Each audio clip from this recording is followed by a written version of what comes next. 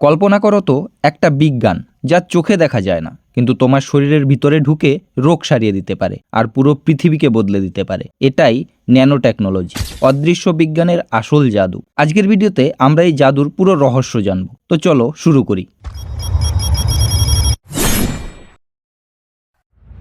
প্রথমে বুঝে নেই ন্যানো আসলে কতটা ছোট।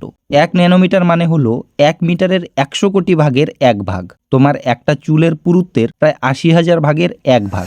এতটাই ছোট যে সাধারণ মাইক্রোস্কোপেও দেখা যায় না, শুধু স্পেশাল ইলেকট্রন মাইক্রোস্কোপে দেখা যায়। এই ছোট্ট স্কেলে আমরা এখন পদার্থের আচরণ পুরোপুরি নিয়ন্ত্রণ করতে পারি। বর্তমানে ন্যানো পার্টিকেল দিয়ে তৈরি ওষুধ শুধু ক্যান্সারের টিউমারে গিয়ে আঘাত করে, সুস্থ কোষ অক্ষত থাকে। এখন ডায়াবেটিস, আলজাইমারের চিকিৎসাতেও ব্যবহৃত হচ্ছে। ন্যানো কোটিং দেওয়া জামা, গাড়ি, দেওয়াল নিজে নিজেই ময়লা পরিষ্কার করে। ন্যানো ফিল্টার 1 লিটার নোংরা জল থেকে ব্যাকটেরিয়া, ভাইরাস সব বের করে দেয়। এটা তৃতীয় বিশ্বের জন্য গেম চেঞ্জার।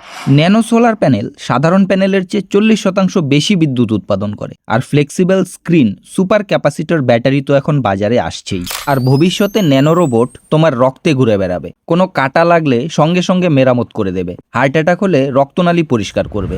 ন্যানো মেটেরিয়াল দিয়ে তৈরি হবে এমন এক প্লেন যা 1 কেজি ওজনের হবে, কিন্তু ট্যাঙ্কের মতো শক্তিশালী হবে। এমনকি খাবারের প্যাকেটিং যা নিজে নিজে ব্যাকটেরিয়া মেরে ফেলবে। কিন্তু এই জাদুর একটা ঝুঁকিও আছে। ন্যানো পার্টিকেল যদি ভুলভাবে পরিবেশে ছড়িয়ে পড়ে তাহলে শ্বাস প্রশ্বাসের সমস্যা হতে পারে।